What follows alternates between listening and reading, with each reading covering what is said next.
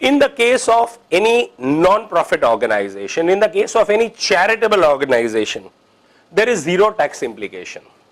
But provided you follow certain simple norms that the income tax department has laid down for you.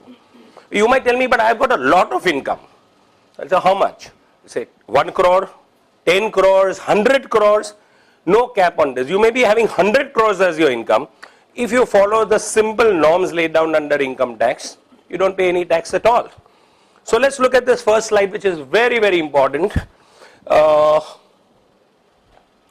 There is no tax for charitable institutions provided. First, you need to get registration under 12AA of the Income Tax Act. It's a one-time registration. So what happens is, first at the state level, you either register yourself as a trust or a society. If you are in Maharashtra, you will be registered both as a society as well as a trust or as a company under Section 25, and you can say, now the car is ready. But how do you make the car run? You need fuel. That fuel is money. Money equals income. Income equals income tax.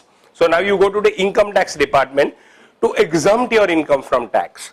So even before you get the 12A, you have to get a PAN number for your organization. Whether you are a trust, society or company, you get a permanent account number. That's important. And then you get a 12AA certificate. It's a simple one-page form. With that you attach your registration certificate with charity commissioner or whatever the case may be, and attach your constitution, that is your trust deed, memorandum and articles of association, and whatever other details that the department may ask you for.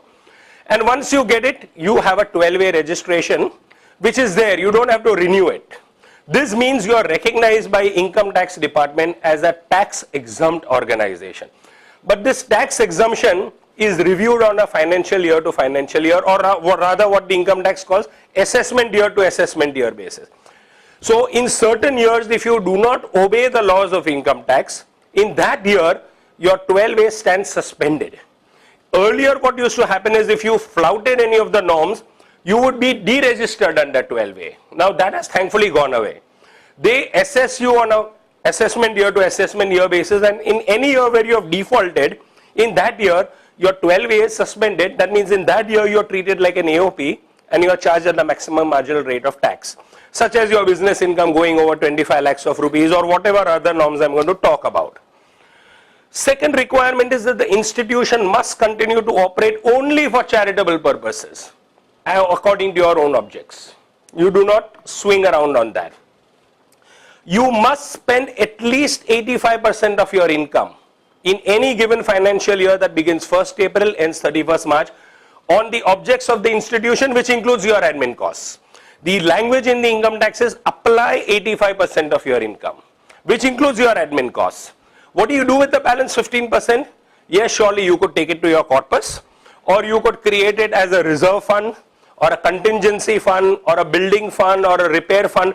Let's say sir, you're running a hospital, so you may put that money aside for some kind of a contingency or a repair fund for your hospital or for your school or whatever. That 15% is unencumbered. So you can really create a sort of a corpus or a reserve fund. You put it under any nomenclature. But that minimum requirement of 85% spending is mandatory. You must invest your funds only as per norms prescribed under 11.5. That means no investment in shares and stocks, bank deposits, Government of India, bonds, etc. And the trustees and their relatives should not derive any personal benefit.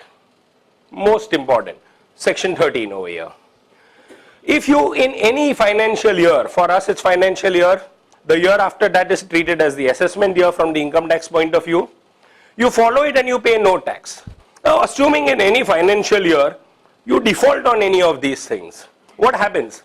Well, very thankfully none of your trustees will go to jail. What will happen is, in that year this no will go away. In that year you will pay tax. And in the next year you will behave yourself and the window will open again for you. It's as simple. That's income tax for you in a nutshell. Income tax exemption.